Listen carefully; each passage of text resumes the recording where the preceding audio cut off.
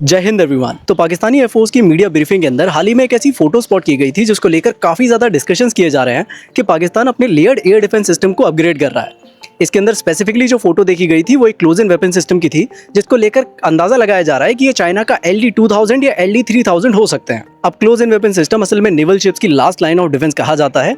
ये एक multi barrel gun होती है जिसका अपना खुद का रडार होता है, टारगेट्स को ट्रैक कर सकती है और इसकी गन का RPM काफी ज्यादा हाई होता है। और लैंड बेस्ड एसेट्स को प्रोटेक्ट करने के लिए इसके लैंड बेस्ड वेरिएंट्स भी बनाए जाते हैं। और चाइना के ये दोनों सिस्टम ड्राइव्ड हैं उनके नेवल वेरिएंट्स टाइप 730 और टाइप 1130 से।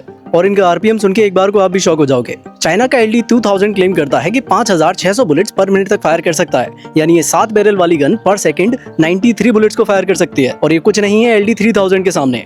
11 बैरल वाली LD-3000 एक मिनट में 11 से 12,000 RPM तक फायर कर सकती है, यानी पर सेकंड 200 बुलेट्स। अब इन दोनों ही सिस्टम्स के पास अपना खुद का रडार है। इनकी डिटेक्शन रेंज है 15 से 20 किलोमीटर और एंगेजमेंट रेंज है 3 से 4 किलोमीटर। अब इस तरह के सिस्टम्स का मेन काम होता है अपने टारगेट की ट्रेजेक्टरी को प्रेडिक्ट करके उनके सामने गोलियों की एक दीवार खड़ी कर देना।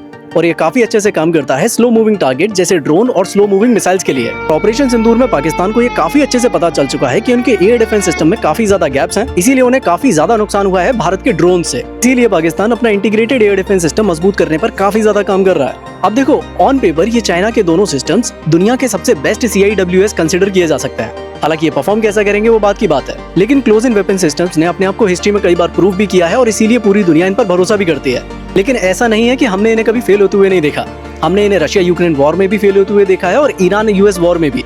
मोस्टली ये कमजोर पड़ जाते हैं हाई मूविंग टारगेट्स के खिलाफ, या फिर जब इन्हें इनकी कैपेसिटी से ज्यादा टारगेट से ओवरवेल्म कर दिया जाए। और क्योंकि इनकी एंगेजमेंट रेंज भी कम होती है तो ये काफी ज्यादा प्रोन हो जाते हैं हाई स्पीड टारगेट्स के लिए। फॉर एग्जांपल, अगर किसी सिस्टम की मैक्सिमम एंगेजमेंट रेंज ही 3 से 4 किलोमीटर हो और उसका टारगेट हो एक 400 किलोमीटर पर आवर की स्पीड वाला high speed jet power drone, तो सिस्टम के पास उसे एंगेज करने के लिए मैक्सिमम 30 सेकंड होंगे, क्योंकि 30 सेकंड बाद वो सिस्टम 4 किलोमीटर ट्रेवल कर चुका होगा।